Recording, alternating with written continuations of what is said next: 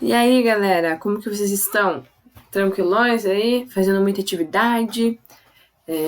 Eu espero que vocês estejam se organizando quanto aos cronogramas para que não acumulem atividades. Então, é muito importante que assim que sai a aula no Positivo On, eu acredito que vocês já tenham um horário, vocês procurem fazer o quanto antes, tá? Se organizem, por exemplo, para vocês manter esse hábito de estudo durante a semana, para que nos finais de semana vocês possam ficar livres, né? Então é interessante vocês estipularem uma agenda de organização com os horários das aulas que facilitem a sua rotina diária para que não se acumule uma grande quantidade de atividades para os últimos dias, beleza? Tranquilos? Ótimo. Então vamos lá. Gente, hoje a nossa aula será no caderno de atividades, beleza? Então já podem ir lá pegando o caderno de atividades e abrindo ele na página 4. Por que o caderno de atividades? Porque a gente interrompeu o nosso processo de ensino e isso acabou prejudicando aí o nosso ritmo, tá? Então a prof organizou um calendário onde pudesse contemplar os conteúdos já passados para vocês, para que a gente possa revisá-los e eles não ficarem esquecidos lá no início do ano, que parece que já faz uma eternidade, beleza? Então, realizando essas atividades vai facilitar para que vocês consigam aí fixar melhor esses conceitos tão importantes, beleza? Lembrando que os conceitos, já viu desde o início, eles são primordiais para todos os anos seguintes de escola de vocês. Não só na matéria de geografia, mas em outras matérias também, beleza? Então, é muito importante que a gente fixe de forma bem objetiva aí, esses conceitos. Lembrando que na página 2 e na página 3 do CA, vocês têm também uma lista aí de alguns conceitos principais que foram abordados no capítulo 1, tá? Mas nós não vamos vê-los agora, porque durante a realização dessas atividades, a gente vai estar retomando esses conceitos, beleza? Na primeira atividade do CA, é uma atividade muito importante, porque ela está falando sobre um espaço, tá? Onde você tem a construção de uma sociedade indígena. A sociedade indígena em questão são os Yanomamis, beleza? Então, quando a gente fala dessa tribo indígena, é uma tribo que ocupa tanto o território brasileiro quanto o território da Venezuela. Lembramos que a Amazônia, gente, ela não é uma floresta apenas do Brasil. A Amazônia corresponde à maior floresta equatorial do planeta Terra. Então, ela vai abranger o Brasil, a maior parte da Amazônia está no Brasil, está situada no Brasil, porém, ela vai abranger todos os países que fazem fronteiras com o Brasil, beleza? Então, é um território muito grande. Para vocês terem uma ideia, só a parte que nós temos aí de Yanomamis dentro do Brasil já corresponde ao dobro do tamanho da Suíça. Então, a Suíça é um país europeu, lembre, muito importante. Então, é um território muito grande. Observando aí as lacunas, nós vamos ter lá embaixo as opções. Eu acabei já falando qual seria a opção, né?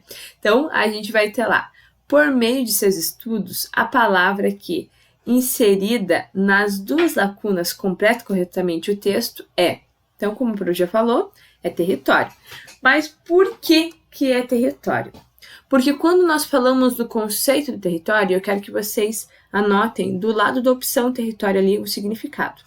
Quando nós falamos do conceito de território, nós falamos de um espaço onde você vai ter uma população que exerce poder e dominação sobre aquele espaço, beleza? Então, o território ele tem a ver com dominação, beleza? Por isso que nós vamos escolher aí o termo território. Então, quando a gente tem toda essa porção de espaço sendo dominada por essa tribo, nós vamos ter uma organização social, nós vamos ter aí uma delimitação do espaço. Então, isso é muito importante. Quando falamos em território, nós falamos também de um espaço já pré-delimitado. Então, o território, ele não é sem fronteiras. Você precisa de uma delimitação. Tranquilos? Beleza? Então, eu quero que vocês respondam ali território e justifique, explique o porquê que é um território. Tranquilos? Aí, na letra C, nós vamos ter um outro conceito muito importante. Olha que interessante. Está escrito assim: grupos distribuídos em várias aldeias situadas em 2 diferentes estados, Brasil e Venezuela. Então, aí já está o primeiro conceito. Eu quero que vocês grifem aí. Quando nós falamos estado, nós não estamos nos referindo às unidades federativas. Nós estamos nos referindo a toda uma organização política e administrativa, beleza? O uso comum da língua, de hábitos, costumes e valores que juntos caracterizam a cultura Yanomami compõem uma identidade na qual o grupo se reconhece. Então, olha que interessante. Quando fala-se em língua, hábito, costumes, valores e cultura em comum, nós estamos falando de uma população ou uma nação. Olha que interessante, falamos de uma nação. O conceito de nação, ele corresponde aí à junção de um povo, aonde essa junção se dá justamente pelos traços culturais comuns, ou seja, língua, hábitos, religiões, valores, costumes, passado histórico, herança histórica. Então, a nação corresponde a uma população aonde ela está unida justamente pelas características comuns, históricas aí e culturais daquele povo, beleza? Então, corresponde à nação.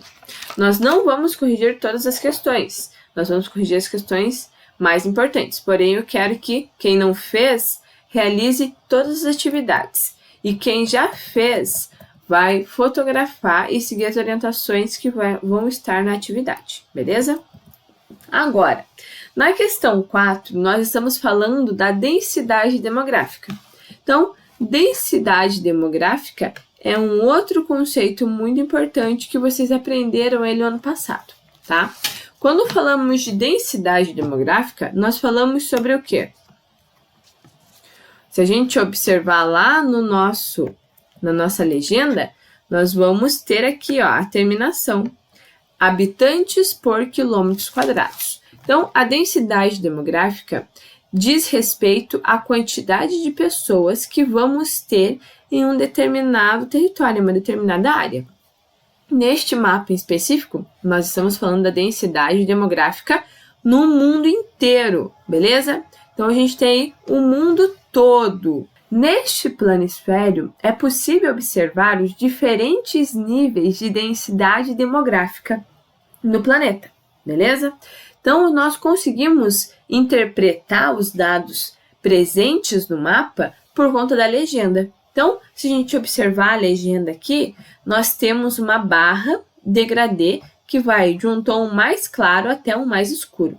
Então, os tons mais claros significam uma baixa densidade demográfica, ou seja, uma pequena concentração da população naquele território. Em contrapartida, nós vamos ter os mais escuros, que vai significar alto, ou seja, uma grande quantidade de população naquele território. Observando o mapa de cara, nós conseguimos perceber 3 grandes concentrações populacionais, tá? Então, nós vimos aqui Índia e Bangladesh muito concentrado, um nível muito alto aí de densidade demográfica. Nós temos o leste chinês e a Europa, beleza? Então, nós vamos ter essas principais concentrações. Lembrando que só nessas 2 manchas avermelhadas, nós temos aí 1/3 de toda a população mundial, beleza? Vamos para as questões? Ótimo, vamos lá. Na letra A. A letra A, que a gente explique o que justifica aí essas grandes concentrações territoriais. Então, ela fala assim: muitas das maiores concentrações populacionais correspondem a territórios em que antes floresceram civilizações milenares. E ele pede que nós demos aí 3 exemplos, beleza?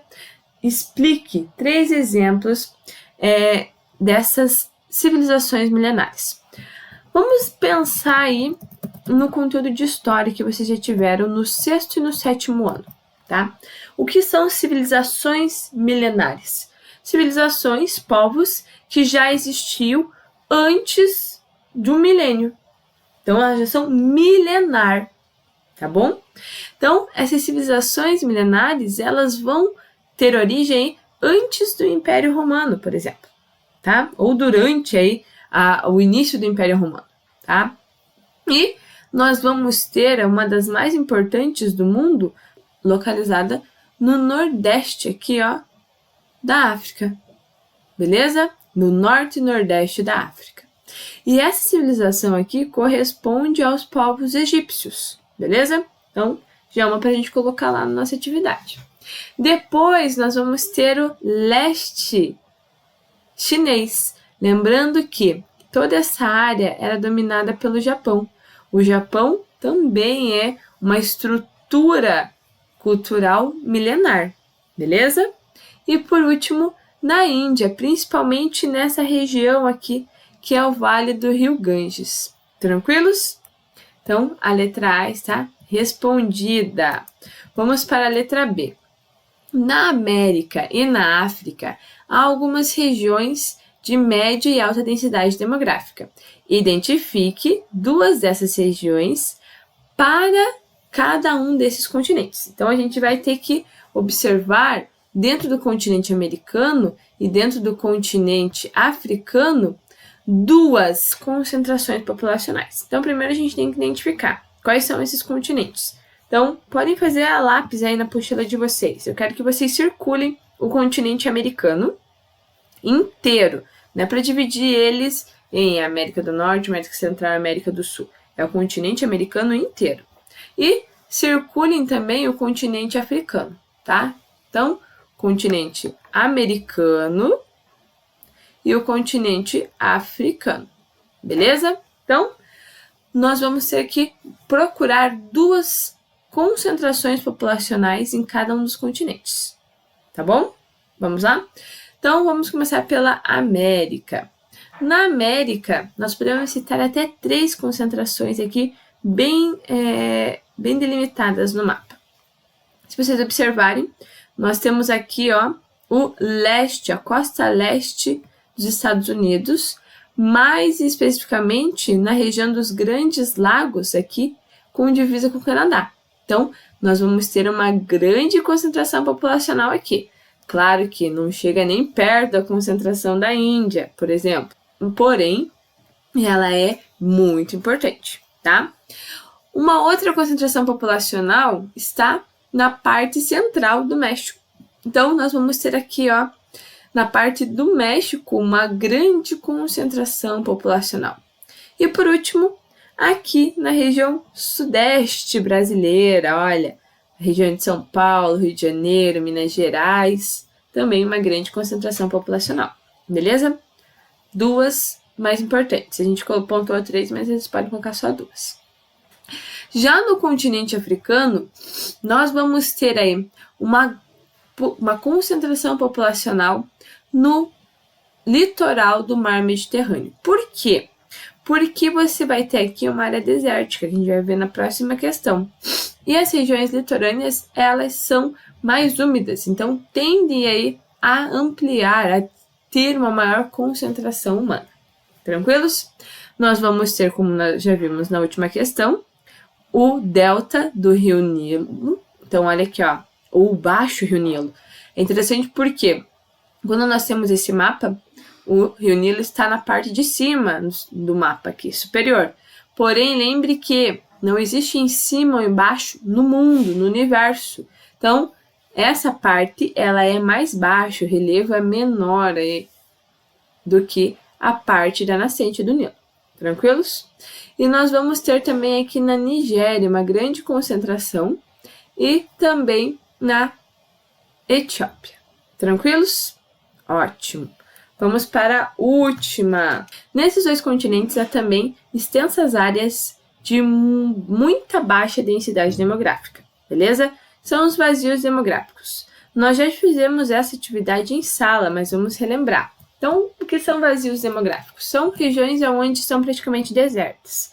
Aonde estão e por que essas regiões são desertas? Então, a gente pode observar aqui, no extremo norte americano, nós vamos ter uma área aí, no norte do Canadá, o Alasca e a Groenlândia, praticamente em branco. Por quê? Pelas baixíssimas temperaturas, tá? Nós vamos ter a Austrália, olha que interessante. Nós vamos ter essa área central aqui da Austrália, conhecida como Planalto do Outback, uma região extremamente seca e árida, por isso, nesse vazio demográfico. Nós vamos ter também aqui, ó, a Antártica, tá? Também um vazio demográfico por conta das baixíssimas condições de temperatura. No sul da América, nós vamos ter também temperaturas baixas. Na parte noroeste aqui da América, nós vamos ter um vazio demográfico determinado pela floresta amazônica. E na África, 2 vazios demográficos nesta região do Saara e do deserto do Kalahari, ok? O Oriente Médio também pega aí parte do deserto do Saara. Aqui nós vamos ter na China áreas de montanhas. Lembre que o Himalaia está concentrado nessa região. Então, áreas de difícil acesso. Da mesma forma que temos aqui no Chile, ó, a Cordilheira dos Andes. E por último, a parte norte da Ásia, o norte da Rússia como um todo. Beleza? Tranquilos? Vamos para a nossa última questão. Na nossa última questão, ela vai trazer aí as características que nós estudamos sobre formação de um país, tá? Nós vimos lá na nossa aula que é necessário a ONU reconhecer aquele país. E hoje temos 190 países reconhecidos pela ONU, tá? Porém, há muitas nações aí que possuem população, possuem governo, possuem aí os seus traços culturais, mas não tem a soberania, e é sobre isso que a gente vai falar. Então, soberania diz respeito aí ao reconhecimento dos países vizinhos, próximos, sobre a população e o governo daquele país, daquele território. Então, gente, existem muitos territórios que não são reconhecidos pela ONU justamente por conta desses conflitos, dessa desestabilidade econômica, beleza? Então, um exemplo deste é o país de Kosovo. Essa delegação que nós vamos ter aí nas Olimpíadas de 2016, aqui no Rio, ela mostra a delegação de Kosovo, tem a plaquinha até aqui, ó, de apresentação da equipe, tá? Lembrando que essa é uma nação recente que derivou da antiga Iugoslávia, que durante a Guerra Fria era um território anexado à União Soviética, beleza? Então, esse jogo político intenso da Guerra Fria, depois que ele acaba, facilita aí para a independência desses países. Tranquilos? Ótimo! Então, eu quero que vocês realizem as demais atividades do primeiro capítulo do CA. Quem já fez? Ótimo! Quem ainda não fez? Então, por favor, deixe em dia. Beleza? Beijinhos e até a próxima aula.